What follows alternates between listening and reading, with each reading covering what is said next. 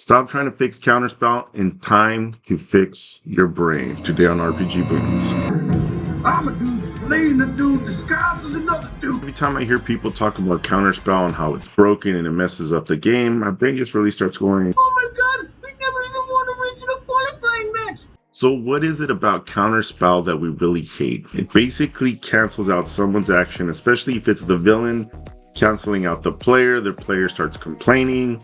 You didn't even win a regional qualifying match. Now this is very interesting because there's a lot of other things in Dungeons and Dragons that actually cancel your action or weaken your action. So why do we give a crap about this Counterspell? So what we need to do is not fix Counterspell and nerf your villains, nerf your players, and we just need to nerf your attacking mind. What we're going to do is we're going to change our perspective a little bit and really think about this cancellation effect that occurs with Counterspell. The first limitation that Counterspell has is that it only can target third or level spells or lower, and it can also target higher level spells, but there has to be a roll that needs to be made, so the dice have to decide. In addition, look at the bottom here. Only 3 classes of all the classes of Dungeons and Dragons, I got 18 here, official and unofficial, can cast Counterspell. Okay, so the spell already has a certain level of limitation in terms of who can actually use the spell. In addition, that spell, Counterspell, it's an amazing spell, I think. It's going to take up your resources. Look at how many spells you can actually have in the 3rd level slot. If you look all the way to 12th level, you can see you have 3 slots available. And you have to put on your big boy pants, look at all the different spells at 3rd level slot, and decide Counterspell is the one that I want out of all of these. At least one of the 3. But I get it, you can also use it at higher levels, but you're still gonna waste the slot. So before you start thinking about fixing that Counterspell, this is where I want you to start thinking a little bit different. What else actually can cancel your action while you're playing? We know that 3 classes can potentially cancel a spell of another person who can cast a spell. Again, it's a spellcaster versus a spellcaster. That's the only time it actually works. And then it can only be done by 3 different classes. But there's a lot of other things that happen in the game that are actually acceptable cancellation of our actions. For example, shield. That means anytime someone attacks you, you can add +5 to your armor class, essentially canceling out the attack against you. That's the only reason you ever use shield. You know you're about to take the hit. I want to cast shield. You cancel the other person's action. Acceptable, right? It becomes an acceptable thing because it's adding flavor and action and cinematics to your game. Mirror image, another great example of a spell that basically cancels out someone else's action, right? You create different duplicates of yourself that are mirror image. Anytime people attack at you, it hits the image instead of hitting you. And in fact, mirror image in the older editions was a lot more powerful. And you can actually find this spell in a lot of other editions or D&D-like systems, such as Shadow Dark. So again, these are really cool spells. The mirror image is an amazing effect. But again, it's acceptable for some reason, or at least most people accept the fact that mirror image is going to happen and it's going to cancel somebody else's action. Okay, so is it just the spellcasters or is it other classes as well? What about the rogue? Uncanny dodge and evasion basically allows you to take half the damage somebody gives you, right? So if the monster uses it, you're pissed off. If you use it, you're happy. You didn't even win a regional qualifying match. You can take, especially with the evasion, completely remove any damaging effects.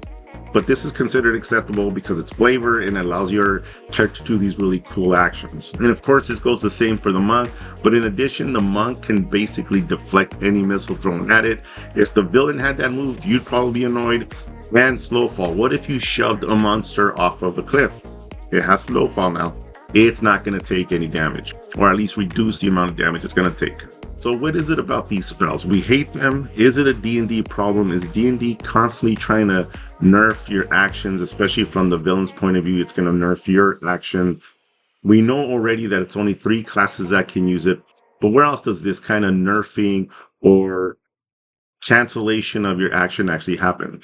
Now, one of the biggest cancellations of your actions is right in your face, and you normally don't even think about it because it's just built into the system, and that's armor class, right? So anytime you roll the dice, if it falls within a certain range of a number, it completely misses you, right? So if it's a 9 or less, that automatically misses. If it's between 10 to up to 17, if you're wearing plate armor, let's say, it hits the armor, completely cancels your action, right? So you roll the dice, you hit, you think you hit, you rolled a 15, it does nothing. Cancellation, action, acceptable, sort of.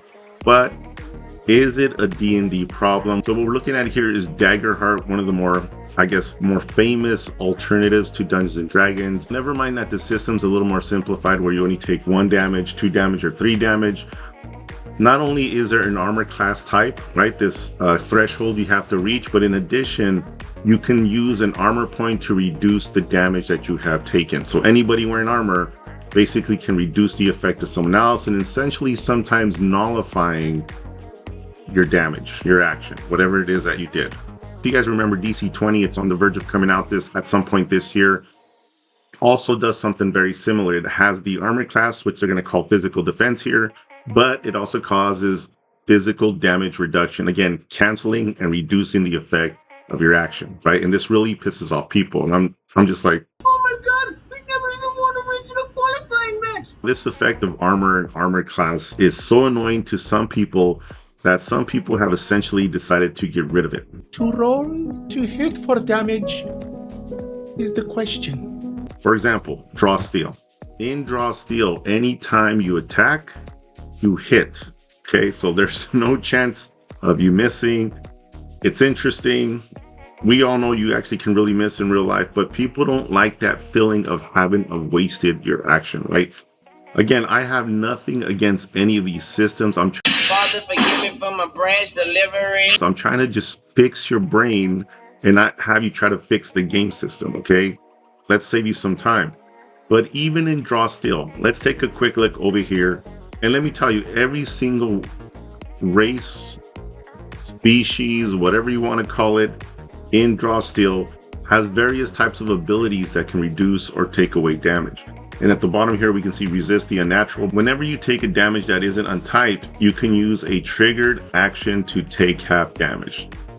Draw steel, you can automatically hit, but now you can actually reduce the amount of damage you have taken. And essentially nullifying, weakening, and in some cases, in some of these abilities will basically cancel out someone else's action or a monster's action or their action. It's all built into these systems. So I guess what I'm trying to tell you is there's nowhere to run, there's nowhere to hide.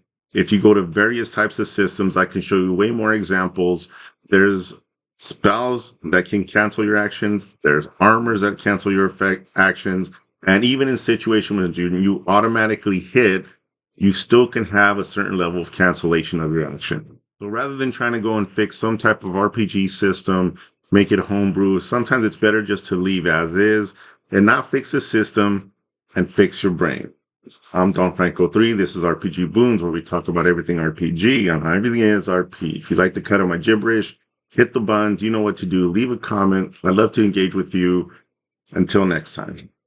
Oh my god, we never even won a regional qualifying match. And to be honest with you, if you really hate Counterspell and Dungeons and Dragons, perhaps either incorporate some Pathfinder 2E's Counterspell rules, or just go play Pathfinder 2E. If we look at right here, we can see that in Counterspell in Pathfinder could only cancel out the exact same spell that you know, instead of being able to just cancel anything. If you look down here at the very, very bottom, you can see there's different versions of Counterspell as well, even adding more specificity, more limitations, or in this case, probably adding more abilities and ways to use the Counterspell itself.